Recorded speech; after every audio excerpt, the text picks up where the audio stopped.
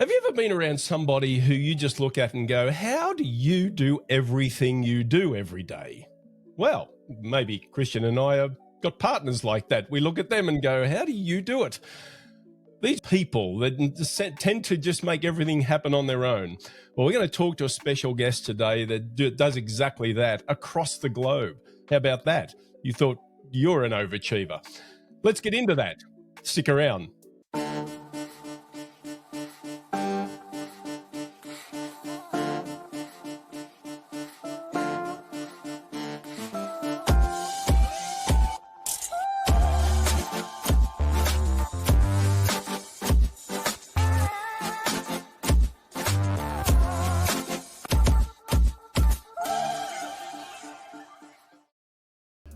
Yes, welcome back.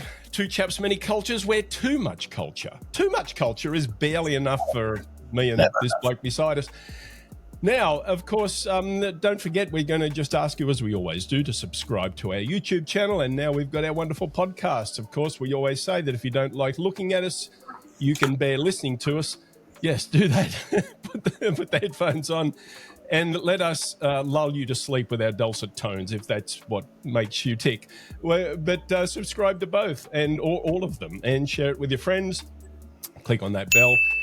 Today, we are going to talk to somebody who is an absolute star, rock star, known in the field as an absolute rock star when it comes to doing things as a one-person operation. This sense, as I said in the intro, these people around us that tend to do a lot on their own and make a lot of things happen, and at the same time make a lot of people feel really great. We are absolutely honored to welcome the wonderful Addie Johnsen to the Two Chaps Many Culture stage. Let the welcome. Oh, it's so good to see you both. Thank you so much. Boy, that's quite the introduction. I'm so glad to be here. Thank you so much for having me. Well, it's an honor to have you, Addie, and thank you for joining us. I know we took a couple of chances to get this done, and we also, I'm going to, full disclosure, I've known Addie a lot, and before we went live here, she reminded me of how long we've known each other, and it only shows on your face, though, Brett. I don't know. Yeah, we haven't aged at all. I'm not sure how that math works. No, that's right. But to me, who's somebody who knows you and absolutely has the deepest respect and love for what you do and how you make people feel. Tell us a little bit about Addie Johnsen and how you got to where you are right now. Sure. Well, again, I'm so happy to be here. And Brett, that feeling is very mutual with working with you for many years, and you as well, Christian, through our work here at Aperian. In terms of my background, I am originally from Southern California. I'm American, as you can hear through my accent. I was really fortunate to grow up in a diverse community, in a diverse high school. I was able to spend a lot of time in community services through volunteer work, through my first couple of jobs. And that led me to Boston University, where I went for undergrad. I was really interested initially in psychology, but realized pretty quickly I did not want to be a psychiatrist or a psychologist. But boy, I like history. So that transitioned into studying international relations. And I shared with Christian, I absolutely fell in love with the German language early on. And took advantage of the opportunity to go to Dresden, Germany for study abroad. While I was there, I made every single mistake in the book humanly possible for an American in Germany. Had the best of times, had the worst of times, and everything in between. I came back to school and was taking a class, an international business class, studying organizations that had set up businesses in new countries and failed, one of which was Walmart in Germany. I think I visited one of the last Walmarts that was open before they closed. And understanding the importance of culture, that these companies did not take that into account when opening and operating their businesses. So that same semester, I saw an internship flyer come through from a company at that time, Eaton Consulting Group, which is now folded into Aperian, about a company that was actually helping people go through these transitions, that it didn't actually have to be so hard to live, work, and thrive in another culture, and how to help organizations take that culture into account and actually be successful. So I joined the company coming up on 18 years this fall as an intern, sourcing subject matter experts from around the world to join our programs and share what it's actually like to live and work in another country. So through that experience, sourcing and interviewing and really getting to pick people's brains about why things are different, how that's showing up in their lives and in their work, realizing some of those functions are actually HR functions: the interviewing, the recruiting, the relationship building, the life cycle of working with, at that time, contractors.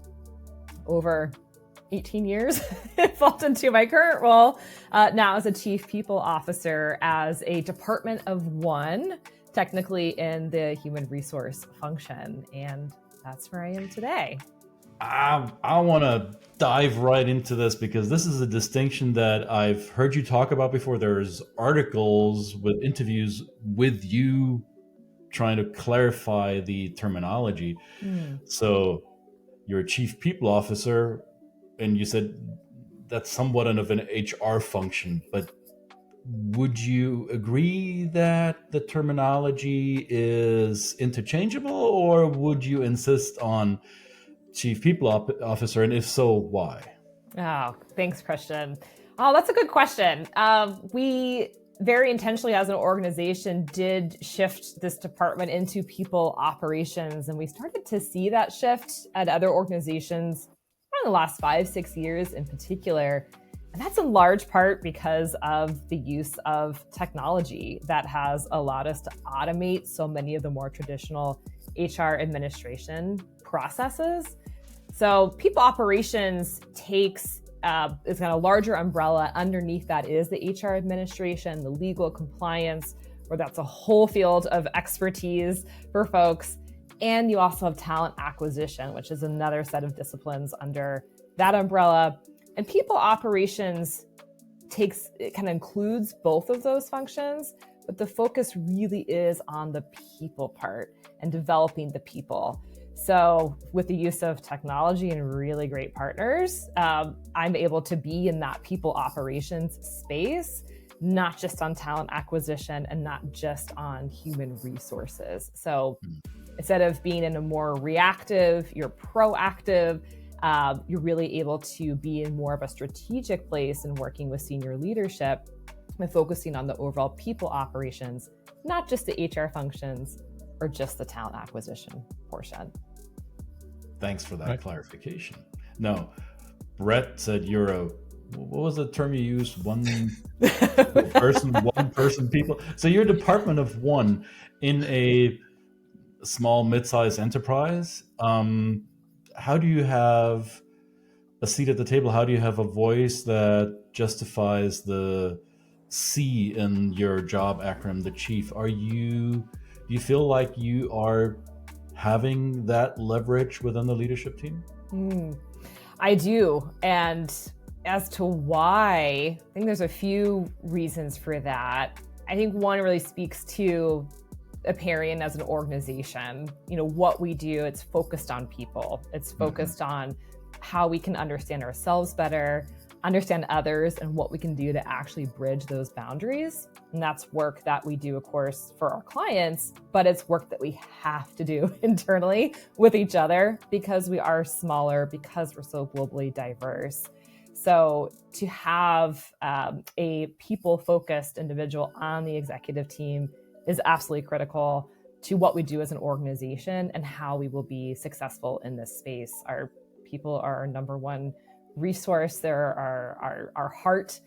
It's why we do what we do. So I have full support from our management team and executive team to have the people, the human-centered approach that we have.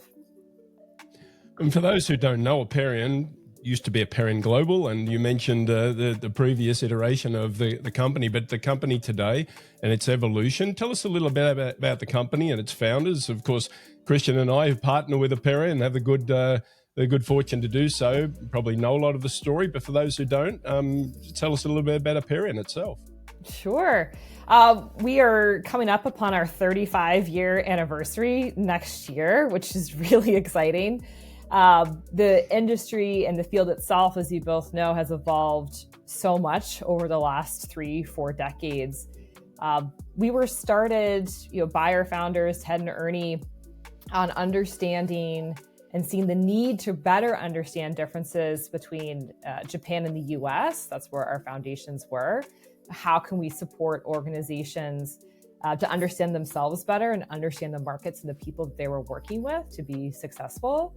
So there was always this deep connection to, again, understanding yourselves, understanding others, and what do you actually do with that knowledge? How do you actually bridge those gaps and those boundaries?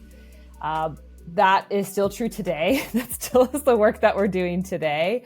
Obviously, so much has evolved. Back in the 90s, it was VHS tapes being filmed by our founders at the local airport. Whereas today, it's obviously more of a global reach through our platform, through training and consulting as well. So the modalities and how we work with our clients has evolved, but the absolute heart and mission of what we do, again, that human-centered approach, has always stayed the same. We work a lot with customers who would classify as an SME, as a small or mid-sized enterprise, where their organizational structures might be similar to that of Aperian, where your role is a one-person department or maybe a 2 to 3 person department, where they have to be Jacks or Jills of all trades in that department, or have good external partners to help them fulfill these functions. And I've also read about Aperian, and I think it was in an interview you gave. Was it on Forbes or Fortune? I forget which platform it was on. And we'll make sure to post that link to that interview in the show notes. You said since Aperian is a training company at heart, all of the employees go through the training, right? Which is I think a fantastic approach, because you eat your own cooking. Now, how going from your 18 years of experience of doing what you do in a mid-sized organization, what would you advise people in your role in companies that are not training companies, who manufacture something, who provide a service, who have some other market solution that makes them a very successful enterprise in their field? What is the advice you would give people, officers in those adjacent fields or our client companies? I think the importance of having really amazing partners. I'm technically a department of one on the org chart, but in reality, there's so many folks that I rely heavily on. And of course, our line managers, our other management team members, HR functions and finance functions, we're best friends. So I work with so many critical partners inside my own organization that I could not do what I do without them and their support and encouragement. But external partners are so important. Having a good understanding of their values and if they align with your own. Thinking about historically, I've always thought, as a business owner, I've always thought if we can get rid of friction, and maybe what you're referring to in terms of administration, that can be friction, that can be getting in the way of people being set free, as the bamboo folks say.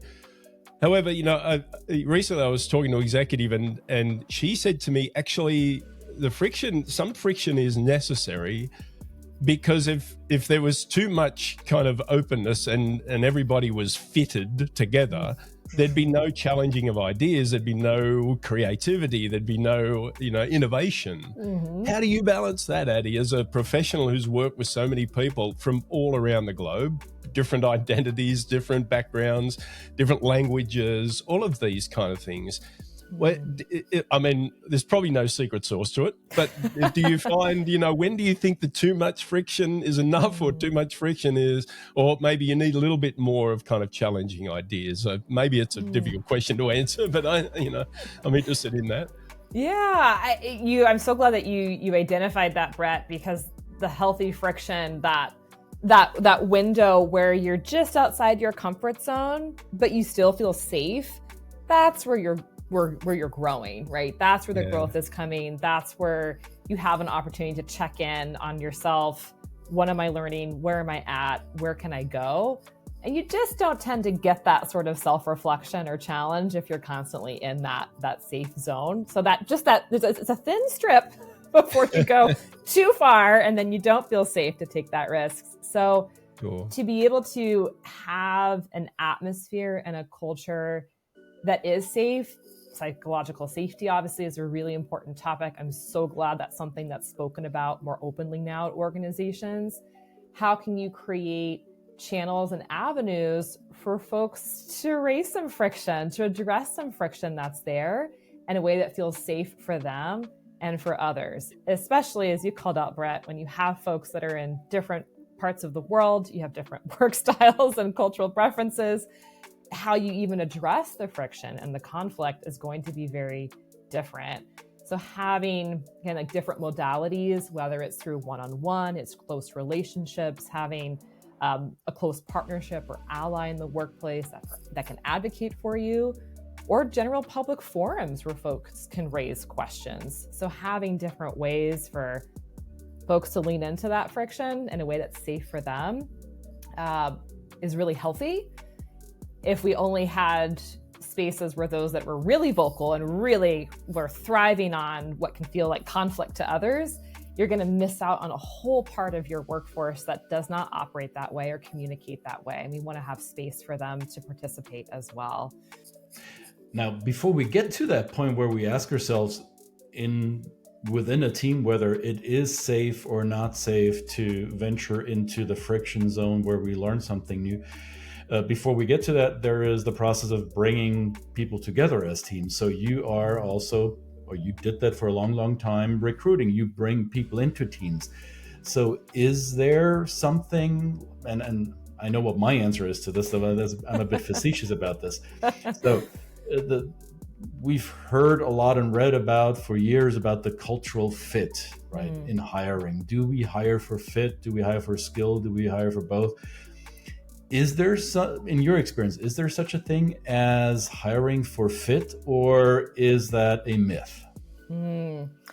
I feel like the idea of cultural fit was really growing probably about a decade, maybe 10, 15 years ago. And that was the first time where you were hiring folks, not the first time, I'm sure folks were certainly ahead of their times depending on the industry, that you were looking not just what's on a resume and what skills they had, but what really would make them successful at your organization. So you're starting to look at more what could be considered soft skills, how they will communicate, how they will work with others, can they exhibit the behaviors that will allow them to be successful at the organization. So when it first came out, cultural fit, I think, was really exciting, a big advancement in the field. But as the conversation has shifted and where we've all become much more evolved in the space of diversity, equity, inclusion, and belonging, the idea that you have this perfect model, cookie cutter, cultural fit, a candidate has to fit into this box, that's them fitting in with the organization, is actually really limiting, right? And it's leading, or it can lead to you frankly hiring people just like you and just the way you act and think and behave. So it's a bit of a semantic shift, but the idea that you should be looking for cultural add, right? So folks that can contribute to your organization's culture, that can challenge you in a healthy way, encourage you to grow, inspire. That's what you're looking for. So more of the add than. But for a recruiter, that can be a very strategic approach then, right? Because you have to assess what element would add to what we currently have. We need to fill a position, or we're growing and we're adding people for certain roles. And if you're in charge of recruiting, or if you're part of the committee, I don't know how, depends on how a company recruits. That is a strategic ask, right? It's not just looking for the resume and the qualifications. Say, hey, is this individual somebody who could nudge us into the direction that we want to go? Yeah. Now, I saw my great colleague smile a little bit when you said the word soft skills, or two words. 2 words, right? Let's call that 2 words, or Yeah. hyphenated. Yeah. Sometimes it's a grimace when he hears that. I know that, so I want to I want to kind of bring that into the conversation. This definition of soft skills, which you know, for me and Christian definitely who taught me this, it really defines something that maybe not as important. But so how do you refocus that terminology in? Because what you're talking about there are critical skills. They're important skills. They're things that can make or break an organization or the way that organizations work together. So how do you reframe that for people that are coming into an organization and make sure that they're aware that these people skills are important? Yes, I'm so glad that you caught that. And thank you, Christian, too, for the nonverbal cue. Didn't want to yes. interrupt. Exactly it. I think, again, the idea of culture and how that ties into soft skills, they haven't been a priority. They never were before, right? You're looking at hard skills. What's on a resume? What software do you know? What technically can you do? And you're right, Brett, like it is critical now. And that's what has me really excited for how the people operations space has evolved. It really is seeing these skills that used to be soft as critical. You have to be able to collaborate with folks with different work styles. You have to be able to communicate effectively with folks in different regions, functions. They're no longer nice to haves. They're absolutely critical. So what I'm seeing now, both internally in terms of course, recruitment and talent, but also externally with our clients, they see that as critical now too. You know, it's much more it's easier now to learn a hard skill. There are a lot of free resources out there. There's a lot of really great ways to further your education, and the advances of technology can really help us in that space. So focusing on how to get those critical skills, what used to know as soft skills, absolutely have to be a big focus for organizations moving forward to develop their talent resources, their people. You have to have the focus on these critical skills because exactly that, they're critical.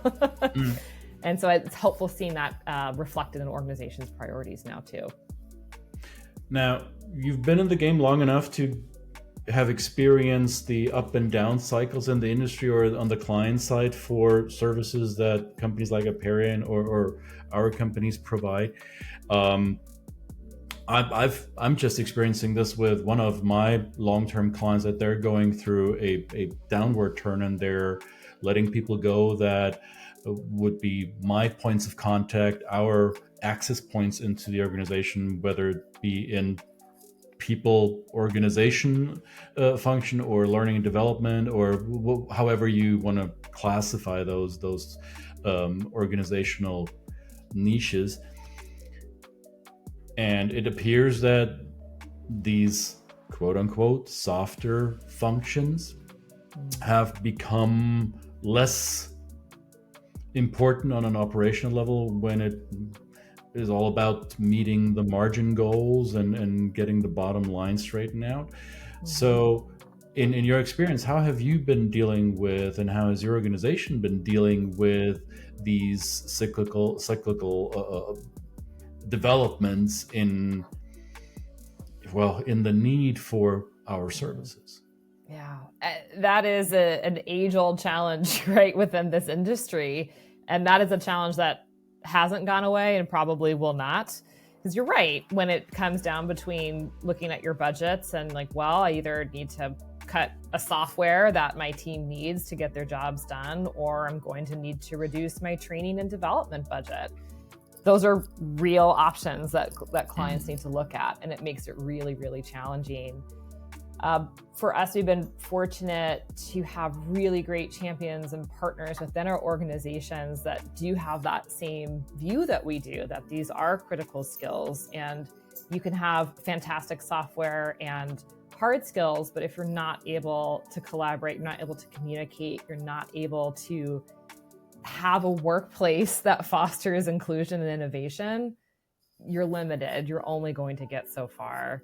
So it is playing a little bit into the long game, not just short, let's make the next 6 months a profit, but I need my workforce to continue to grow so that we can continue to be successful. having close partnerships within these organizations that understand that is really helpful. But it is a real challenge. If that was an easier fix, boy, I'd love that. Let me know if you find one. That is a real challenge. Well, one of the, I guess the unique thing about Aperian, and I guess one of the reasons I've always been very loyal and respectful of the founders and folks in the organization like you, and I know Christian is too, is that you have, if we're going to talk about technology, is a tool that's proprietary to Aperian. And I guess that's the difference, right? When you've got something like GlobeSmart, which is an online tool that people can use and on a daily basis. But everybody that comes out of the organization and the people that work and partner with Aperian, like Christian and I, get to use that every day. We use it as in our DNA. It's the very essence of what we teach. And maybe that is a bit of a help for Aperian. That's what's made it survive over 35 years of their success. Layered, of course, or supported by the wonderful founders, Ted and Ernie, and folks like you, Addie, that have made this organization tick. We just want to thank you for coming along and sharing your knowledge and your insights. And here's to another 18 years of... What, only? Why are you laughing so much? This is, like... Blink twice if you're okay. Yeah. Well, thank you both so much for having me. It was great to have this chat. It was good to see you both. Well, thank you very much. Well, I'll leave you to sign it off, mate. What do you got to say? Anything to add?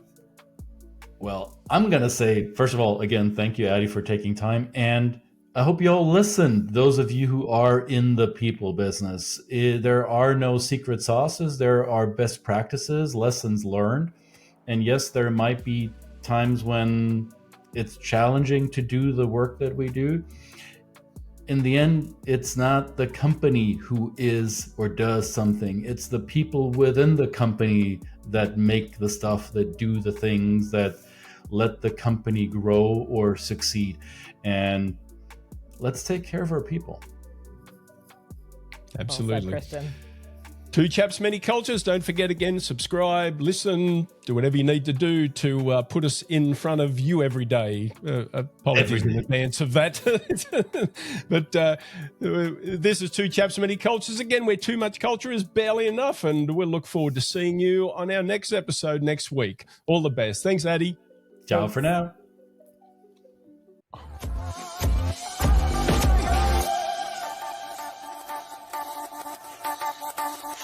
Ah!